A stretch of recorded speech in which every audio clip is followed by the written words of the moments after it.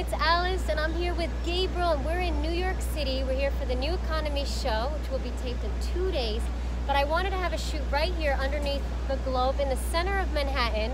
We're at Rockefeller, well, actually not Rockefeller Center. We're at Columbus Circle, and behind us is the Trump Tower. And 4 blocks up, we have a blockchain conference going on. And this is why he's here, not only to support new economies, but to share with you what he does and also participate in the blockchain conference. So I'll let him introduce himself. Gabriel?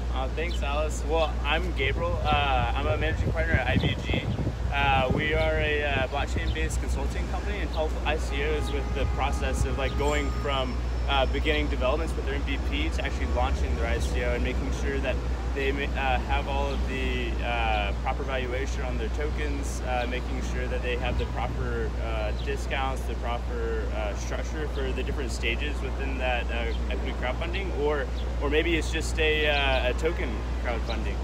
There's just been so many different things that have been happening in this space. It's just evolving so much that it's difficult to keep up with it. But as long as better lighting now. We did. I like it. Just stay right there. No, the light came back on. No, it went away. Okay.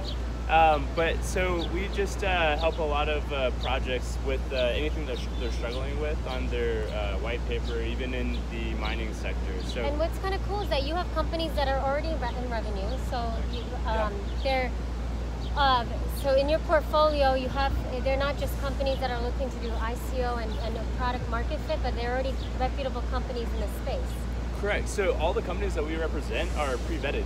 We don't just take any kind of company, anyone that just wants to raise $30 million because it's an ICO, anyone that may not have a specific use case for the token, but they just want to have an ICO because that's what's hip right now.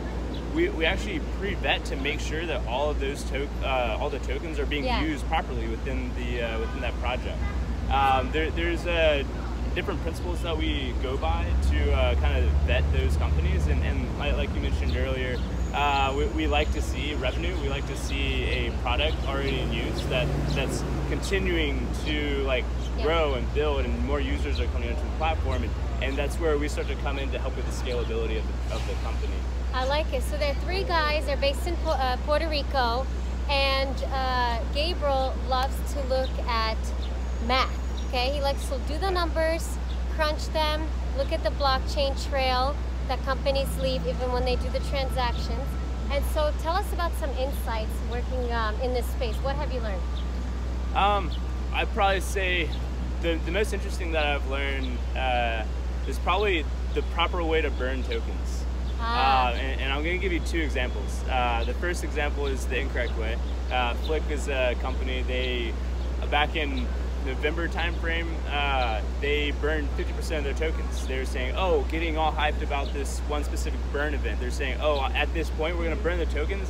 That means the scarcity is going to be a lot higher. There's going to be less tokens on exchanges. But what a lot of people don't realize is there's less tokens on exchanges, but there's also half the tokens in the circulating supply. And doing the math, the circulating supply multiplied by the market value is the market cap. So when you burn 50% of your tokens, you burn 50% of your market cap. So that was a great example of how not to burn tokens, because of it went down by 50% and people got scared and they sold off and the price reflected.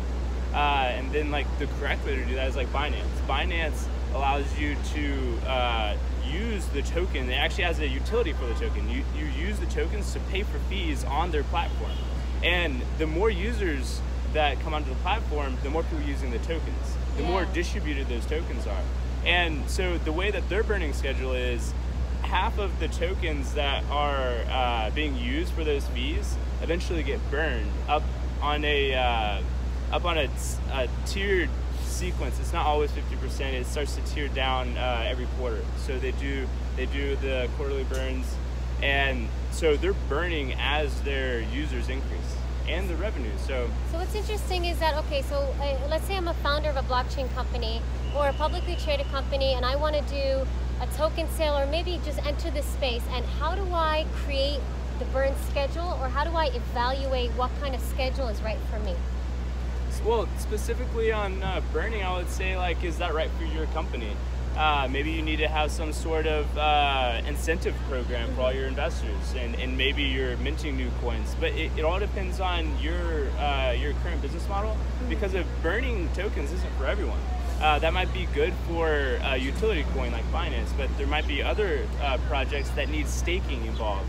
They need nodes to be hosted, and then they need to give incentives to those nodes. So burning tokens, it won't work out as well, because then there's no incentive for a big whale or someone to have their minimum amount of tokens, which is anywhere between 10,000, sometimes like 500,000 at one point with Dash. And to host one of their nodes. So I would say it all depends on the business model, but more specifically for burning, I wouldn't even worry about burning until you start bringing up the user base on your platform, because of all you're doing is taking away from what's being circulated between your users, the people who are trading your coin. And so like it's all about the scarcity is all about the percentage of coins that are off exchanges. And so who engages your services? Who's your ideal customer?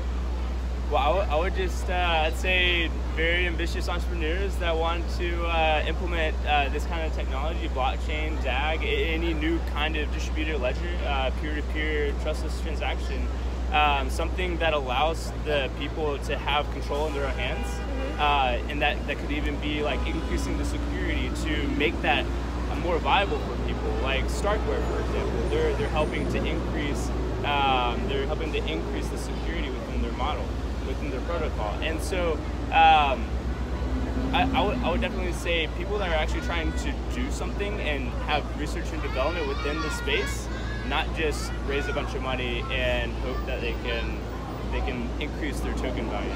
Yeah, so it's almost first have the user base on your platform, and then really look through your burn schedule and create those conversations and options for ICOs, and engaging someone like you for ICO services. Because some companies, in my own personal experience too, we launched a token sale at Pitch Investors Live, and we had very few users, and so we kind of worked backward to what you're saying, but everybody does it differently, and eventually we all get there.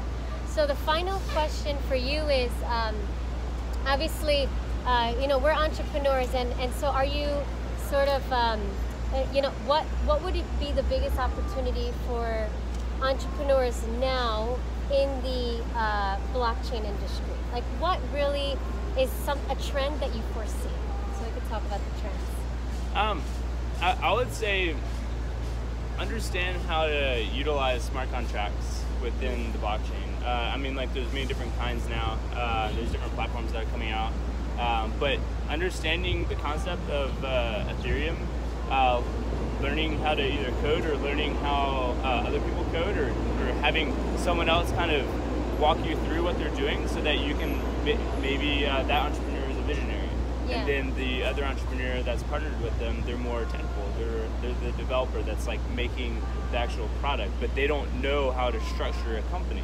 And so I would say definitely find a partner that fills in your holes, and also understand what a smart contract is, because of the people that create a platform to have these different transactions with the security and the confidence of me as an individual holding 100% control over my digital assets.